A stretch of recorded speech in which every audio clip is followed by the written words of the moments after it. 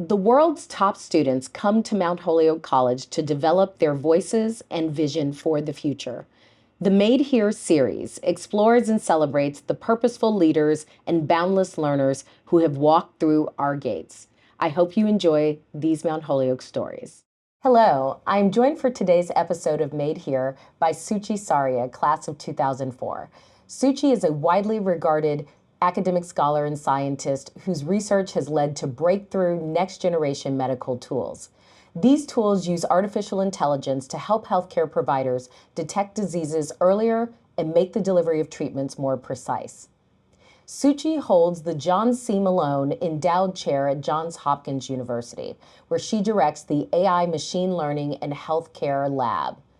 She's the founding research director of the Johns Hopkins Malone Center for Engineering and Healthcare, and she is also an associate professor of computer science at the Whiting School of Engineering and of Statistics and Health Policy at the Bloomberg School of Public Health, both at Johns Hopkins. In 2018, she founded Bayesian Health, a clinical AI platform company, which she leads as CEO. You have 6 jobs. Suchi is recognized by the world's largest technical professional association, IEEE, as one of AI's top 10 to watch. The World Economic Forum has named her a technology pioneer and one of the 40 brilliant minds under 40, and her work using AI to predict which hospital patients might suffer from sepsis or develop bed sores was cited in Time magazine's list of best inventions in 2023 and 2024. Her work on sepsis was given breakthrough designation status by the FDA. We were delighted to award Suchi a richly deserved honorary Doctor of Science at Mount Holyoke's 2024 commencement, and to hear her stirring commencement address.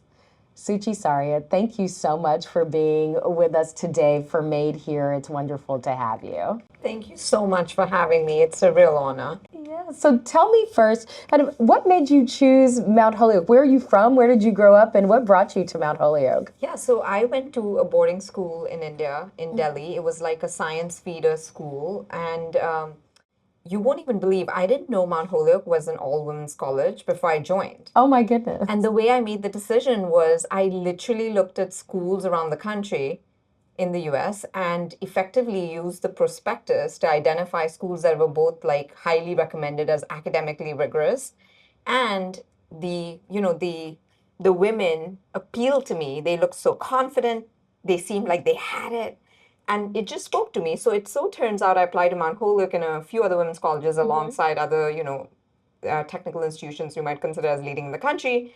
And my big sister in boarding school, not like a blood big sister, but Right. she happened to come to Mount Holyoke and loved it. Amazing. And she was very interested in computer science and robotics. And so it turns out at the time, Mount Holyoke had an amazing roboticist, like pioneer, who happened to be heading up our department. And so it's just a collection of, she loved it. The prospectus spoke to me. I ended up joining, and it was the best decision ever. That's fantastic. That's part of why I wanted to have you on, is that we have this new strategic plan called MHC Forward, and the centerpiece of it is really around inclusive academic excellence. So when you say you chose Mount Holyoke because of our incredible reputation in computer science and in robotics at the time, that really, speaks to the heart of our new strategic plan. So that is wonderful to hear. So you had a double major. You were a double major in computer science and physics. Are you surprised that your work has kind of taken a turn into healthcare? So it's really funny. When I was growing up, I actually sort of hated biology. So in India, it's okay to be a nerd. So you end up taking STEM subjects very early on. And so I was studying computer science, math, physics, chemistry, but biology was the STEM subject that I was most afraid of. And like literally before the bio exam, I would be like crying, sort of thinking, oh gosh, this is going to be terrible.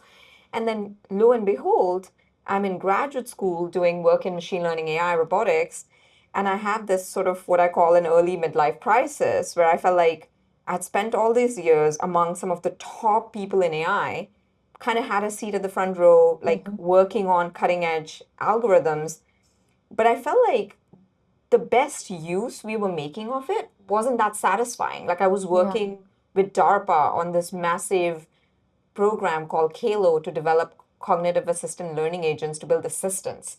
And these assistants would go on a desktop and scrape, materials to try to figure out who were you emailing and what Yeah. documents you were reading or writing. And I was like, okay, well, best case, I'm building a better spam filter. That's not that rewarding. And so just around that time, I also then got introduced to sort of this big movement that was going to happen in medicine, which is the introduction of electronic health records. Like there Oh, was big yes. regulatory shift happening Yeah. where we were going to move as a country from paper records to electronic records, and that meant explosion of new kinds of these complex data. So my entry into it was more out of kind of realizing a field where there's great need and literally very few AI machine learning researchers knew anything about it. And it felt natural that if this data would exist, with AI, we could get a new way of looking into human health and medicine like we hadn't done before. And so that was sort of like a total, as an outsider looking in, felt very logical. Yeah. And that's how I got started. And then, once I got in, it just felt like you could keep going deeper and deeper and deeper because the opportunities were massive. But also, I mean, it's just a crazy complicated field. Absolutely, absolutely. I love that because it really talks about how, we try to prepare students, really early on, and we're doing even more of that at Mount Holyoke, kind of thinking about how from day zero, when a student comes, how can we prepare them for careers? But I love what you said about kind of taking your work, understanding it, and then finding the best application of it that was most rewarding to you. I think one thing that was Yeah. very exciting to me at Mount Holyoke was that from day one, I was told to carve my own path. And a lot of my time at Mount Holyoke was carving my own path. Like, at the time, AI wasn't a popular field. Right. So taking computer science, going deep into AI, integrating ideas from physics and statistics, taking graduate classes at UMass, where there's a very good robotics program and machine learning AI program, was just like so fun. And then from there, obviously, and I started doing research as a first year Right. and started like at the time again, highly rare.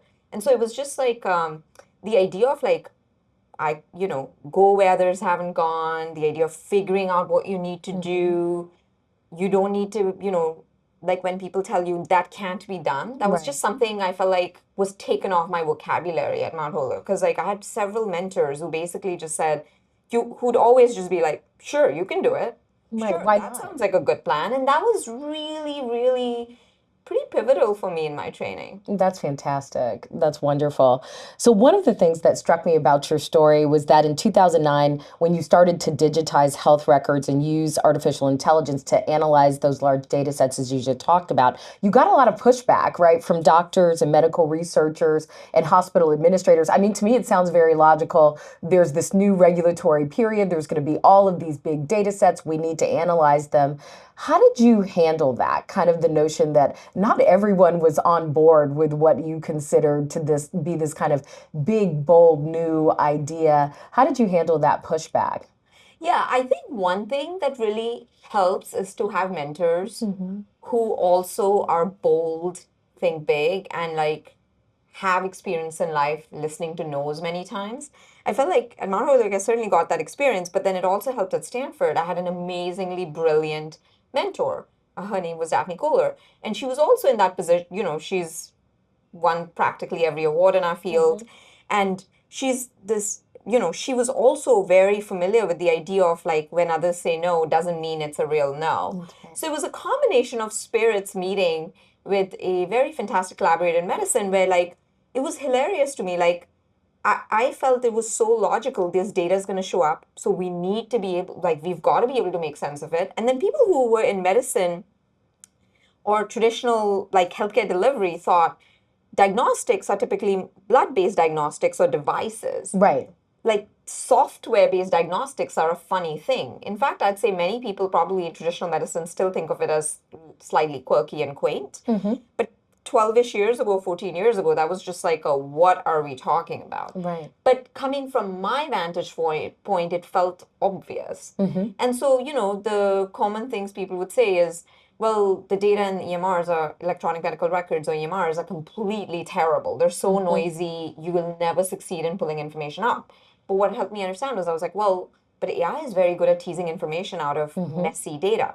So there's something we know that they don't know. So it was just kind of working through why they were saying no, and then why did I believe it could be overcome. So really not sort of just taking the answer at face value, but thinking through the why they were saying it, and then did I believe I knew something that would allow us to overcome it, or an edge that we could leverage to get around it. Yeah, it's so interesting. We're having our common read for this school year is called I Never Thought About It That Way by Monica Guzman. And one of the things she says in that book that you just said, and I would love to follow up on it, is the importance of curiosity to just everyday life and understanding other people. But it seems like curiosity has been a huge part of what's helped you move along in your career and in your work and in your entrepreneurship. Can you talk about for a second how you maybe developed your curiosity about curiosity, or that willingness to ask the next question, kind of not just hearing no, but being willing to find out what's underneath that no?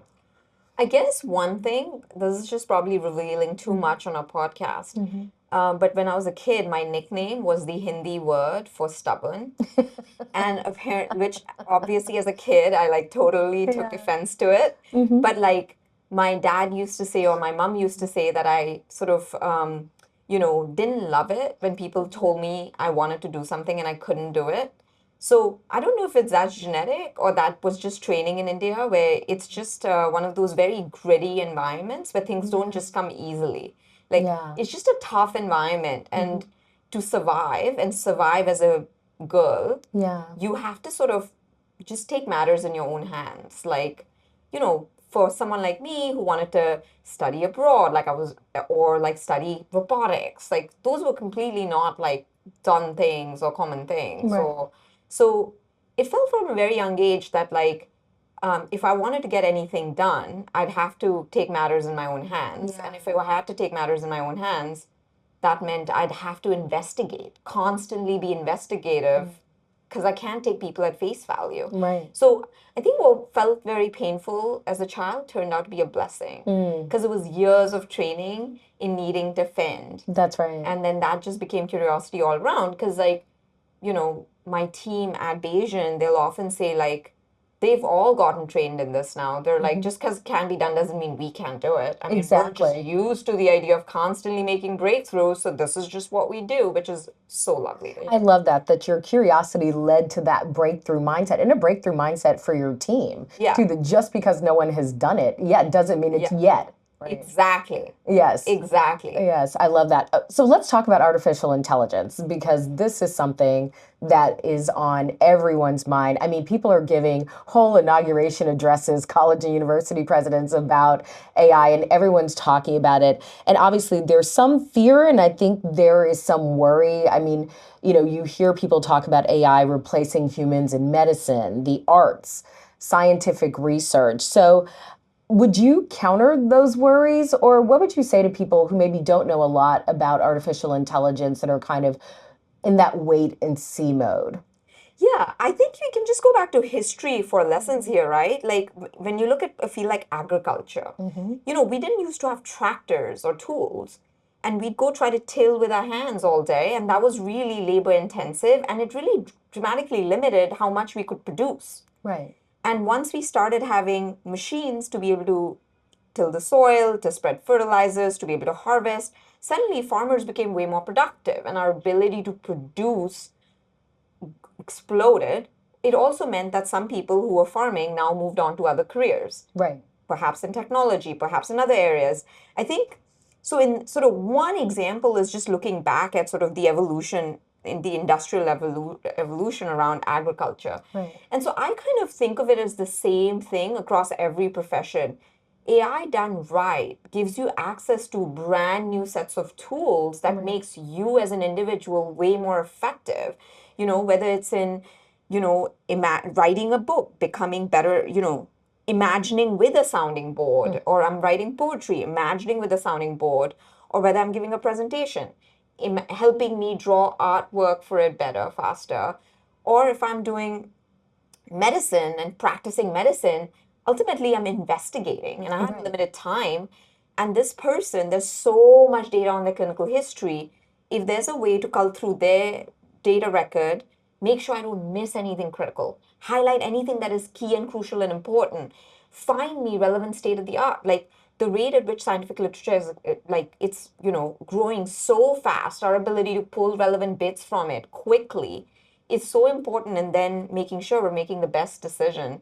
I'll just give you one simple example. My 15-month-old, turns out when he was 6, he had food allergies. And, many pediatricians believe that, like, they shouldn't be given any allergens till they're year 1. But this Right. is an antiquated piece of advice.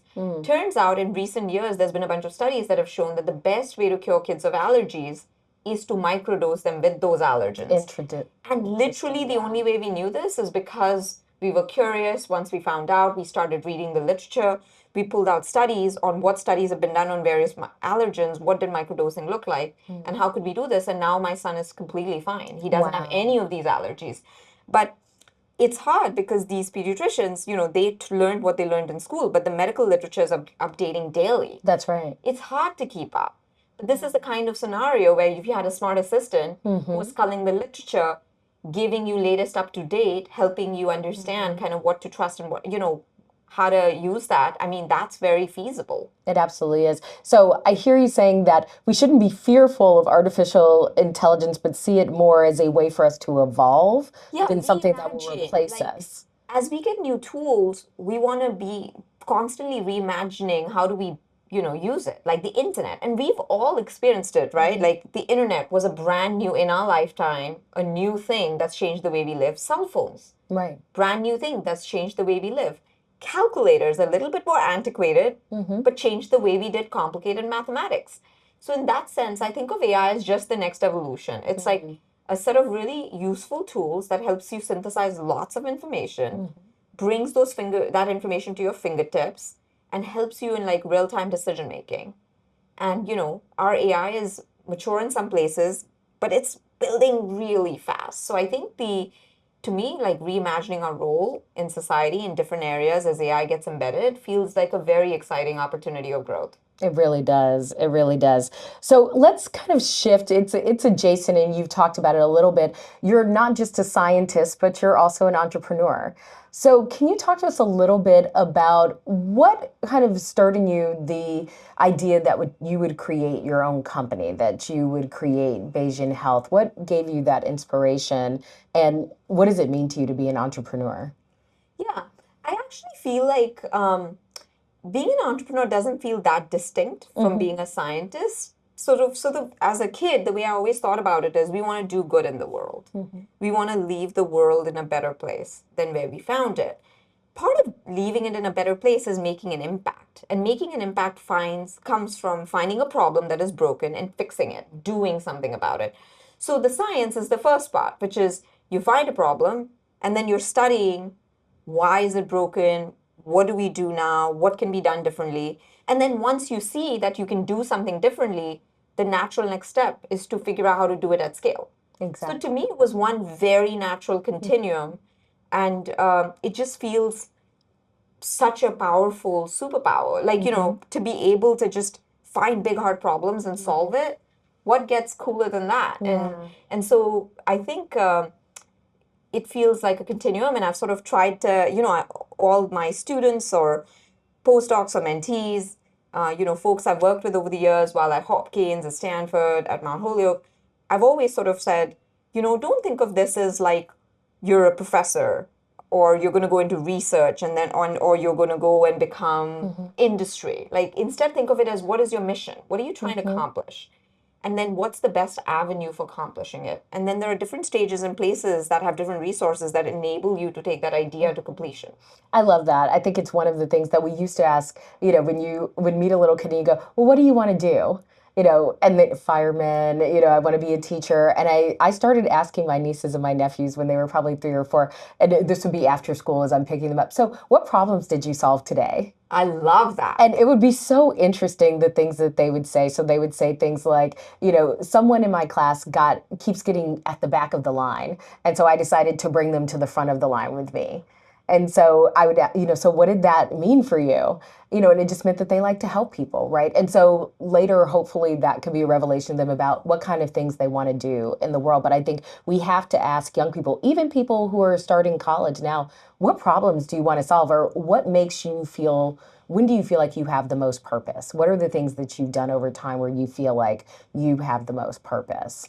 I think this is a really powerful and interesting concept because I feel like traditional notions of profession box you. like you're this or you're that, but like purpose is so much beyond a box, right? Like how do you Absolutely. bring your superpowers, how do you cultivate them, nurture them into making, you know, both making the best version of yourself, but also then, acting in a way that fulfills you.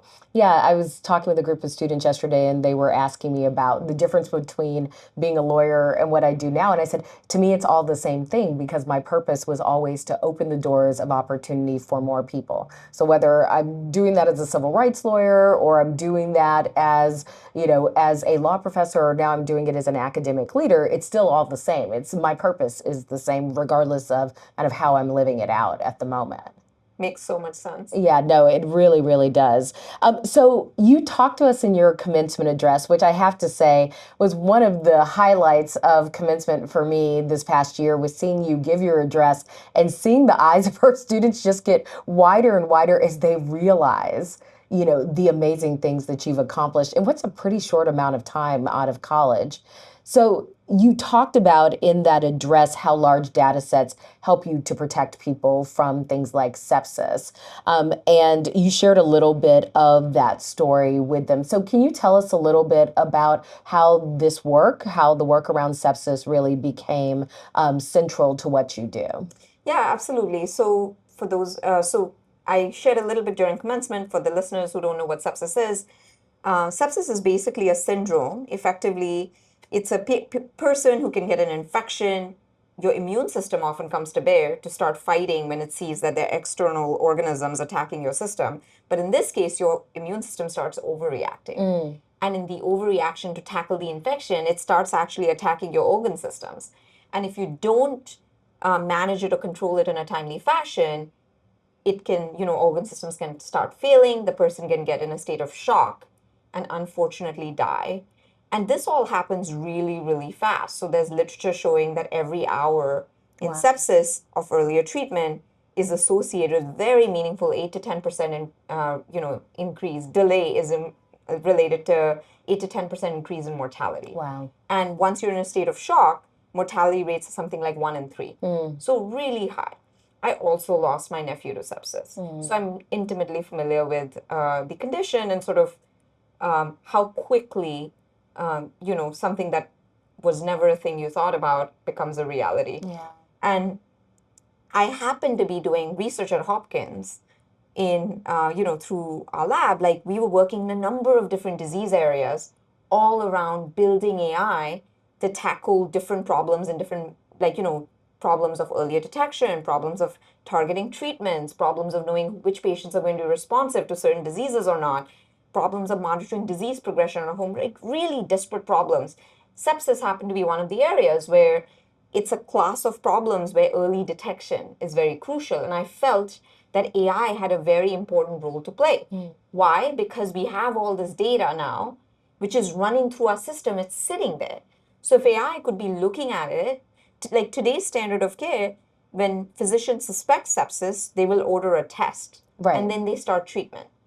But the question is, we're waiting for them to suspect. That's right. Now, isn't it possible for our systems to be running in the background, collecting data, analyzing this data that is already being collected to see if this patient is at risk, so that if there are indicators that suggest they are, they can be flagged and brought this to the physician's attention? And this is just beneficial in a number of ways. First, it allows us to identify this patient earlier. It allows us to not miss critical opportunities, but also from the frontline clinicians, wow, a helpful pair of second eyes. Because they're busy, there's too much to do. If you've ever been to, like, at a hospital, right? yeah. Like, there's so much chaos.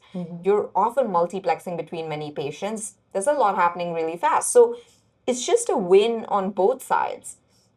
And so what our tools did was to show you could do that. And in some pretty exciting, groundbreaking results we published in 22, we showed you could identify sepsis using AI much earlier than where currently, even at some of the best systems in the country, clinicians tend to identify it and first suspect it and start to treat. So that meant like, wow, we could like do this hours earlier. Right. And now if we could build a system that actually plugs into every hospital system's records, like, big and small, and that meant engineering to figure out how to do it. But if you could do that, then suddenly tomorrow, all 5,000 hospitals in this country could have this. And that's sort of where, our work went. And so first we showed, could we identify? And in studies, we showed, yes, we could. Then we showed, could we integrate in a way that doctors could make sense of it and use it and not be afraid of AI? Right. And we said, yes, we could. And then we said, could we build it in a way that we could plug into 95% of major hospitals, like 95% of hospitals in this country, big and small? Yes, we could. And that's kind of what led to Bayesian and what a lot of the work Bayesian Health is doing. And now we've expanded it from sepsis to a number of other complication areas. That's very good. So, Bayesian Time Magazine obviously called this invention one of the best inventions of 2023 and 2024. What's your next big invention? Well, I can't talk about it today, but we have a lot of exciting things in the works. Like, it gives me Yeah. so much joy to see what people thought 10 years ago was impossible. Oh, yeah. Or even I would say 5 years ago thought was impossible, is something that to me feels like in 5 years we will see this in systems big and small in the country. And I'll have some excitement announcements for next year. Yeah. How do you, speaking of curiosity, how do you talk to people who may have a skepticism about science in general, or may wonder if things like vaccines are necessary? They're skeptical of big data, but also big medicine, pharmaceuticals. There's a growing, it just seems like skepticism about science. What do you say to people who may have some of that skepticism? I feel like when people are skeptical of something, it's often because of a personal experience, right? They've either had a bad encounter or some bad experience, or something that's led them to believe what they believe. I very rarely think of something as believe me wholesale on anything. I don't need you to believe me wholesale on anything. But very often, when we go back and listen to why they believe what they believe and some personal encounter, that experience, they interpret it as the result of one thing, but you could reinterpret it slightly differently. And so, at least in dealing with my own family members, sometimes, I've noticed like, they'll come at it as this is what we do. And I'll say, Right. yeah, but mom, do you know that the scientific data has been updated? So I think some of it is kind of starting from their vantage point, trying to understand why they believe what they believe, seeing if there's an alternate explanation that they could see why maybe the thing that they believe to be true is maybe not true. And then in this alternate reality, is there a way to explain how the things we are discovering through science could be true? Right. So they don't have to be wrong, they could be right in that you're not invalidating the personal experience. That could have just happened. But the explanation to it isn't that science is wrong. The explanation could be that maybe, it was because of something else. And they Like, may need more information instead yeah. of just saying you're wrong, but to have more perspective. Yeah, it's like how to reconcile their personal experience with this new fact. Yeah. And I think there are worlds often when both of those things can be true. And like if you can do that, then very often you're more likely to bring people along. Great. Well, I want to turn back to Mount Holyoke for a second. Tell me about, the impact of a liberal arts education on who you are now as a scientist, and maybe particularly the work of a particular faculty member. You mentioned a faculty member in robotics, but what was the impact of your liberal arts education, and more particularly a faculty member, or maybe a few, who had an influence on you? So I'm going to sound a little bit uneducated right now on the topic, but like as I went to Hopkins and became a professor there, it's kind of interesting to me. The common thread in my way of interacting with students has always been don't let the system drive you. You should figure out what you want and let the system work for you. So when students are interacting with me, they'll often come and say, well, we have a requirement, we need to do this, we need to do that, we need to do this. And it's very easy to get like super caught up in the requirements. And reality is, let the requirements go. Let's think about what is it that you want to do and how to make it work.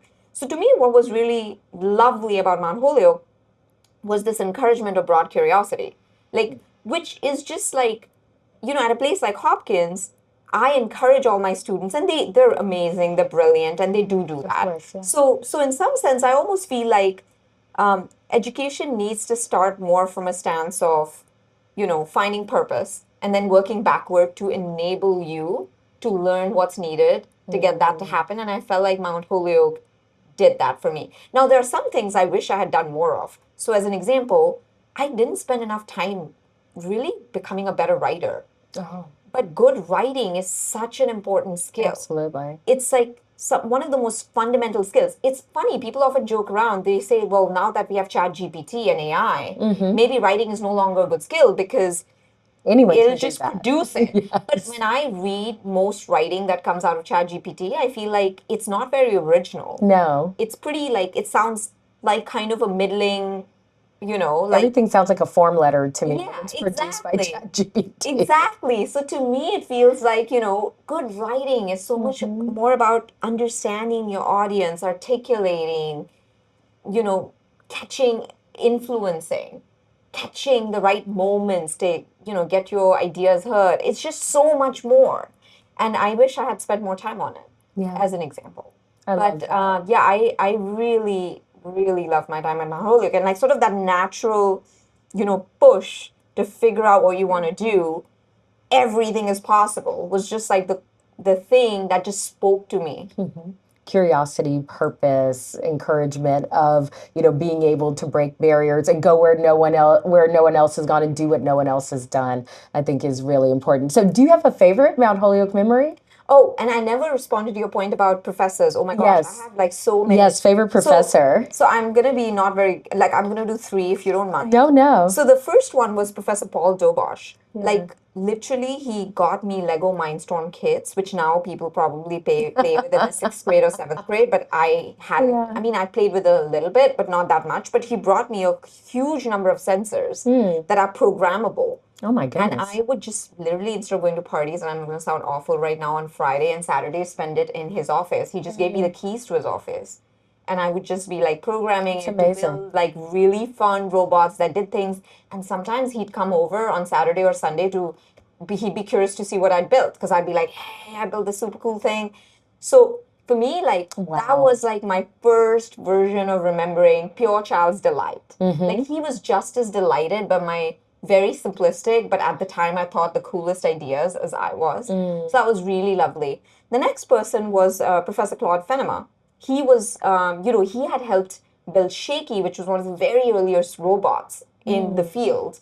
And there's some funny stories about Shaky. So Shaky's a robot where the idea was it would navigate, and then when it stopped, the way it was built is, it would to stop, it would shake, and so that's how it It would got go its name. back and forth. So, but with him, I started realizing that, oh, robotics is a whole field I could pursue as a field of study, and AI is a field I could pursue. So then I started getting into like novel methods for learning from data in order to shape robotic perception, robotic planning.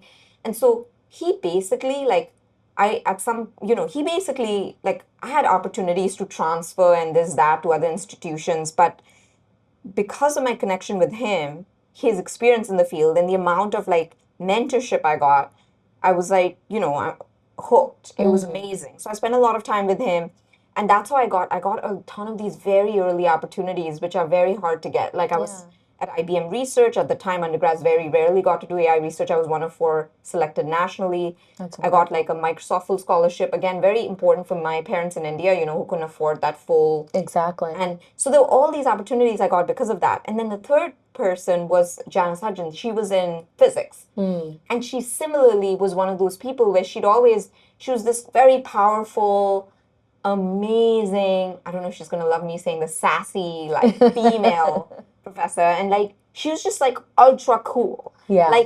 Like Janice would just do things that most people couldn't do.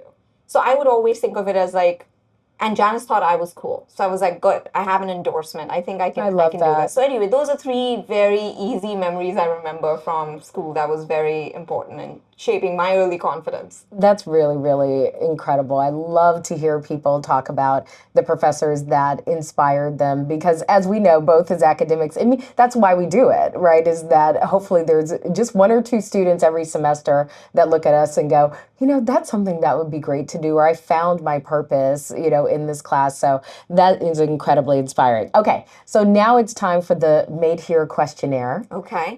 These are the questions that I ask everyone in their Made Here interview. And so here we go. So, first, what do you do for fun? Ooh, spend time with my 15-month-old. He is really fun. I love that. Do you have a hidden talent? As a little kid, I took break dancing for several years, so people are always surprised that I Oh, can break you dance. can break dance. Oh, that's amazing. Oh, I would love to see that. If we had room right here, I would let you give us a demonstration. That's incredible. What word would both a friend and a competitor use to describe you? Oof, this one is hard. Intense. I like that. Yes, intense. Um, what would the title of your memoir be? One more time. Mm, It's basically like if you think you've gone too far and you still haven't cracked it, you should just try one more time. I love that. All right. What advice would you give to Suchi in May of 2004 as you graduated from Mount Holyoke? From what you know now over the last 20 years, what would you tell yourself on the day you graduated from Mount Holyoke? Oh my God, so many things. Well, I'll start with the easy positive first because I'm always hard on myself. Yeah. So the positive would be, Such, you're so badass. You totally got this. Yes. You're going to be doing so many amazing things. You have no idea. So don't stress. You've got this. So that's sort of one advice. The second advice I would give her is learn to become a better writer, and you need to become a good listener. In life, it's so important to make progress. You need to bring people along. And that happens when you become good at articulating ideas in a way that people understand. And, you can really truly listen. I love that. Thank you so much, Suchi, for being with us for this episode. And it was just great to be able to spend time with you again. And I look forward to the next invention. Absolutely. Thank you for having me. And it's truly such an honor for me to be here with you. Thank you so much.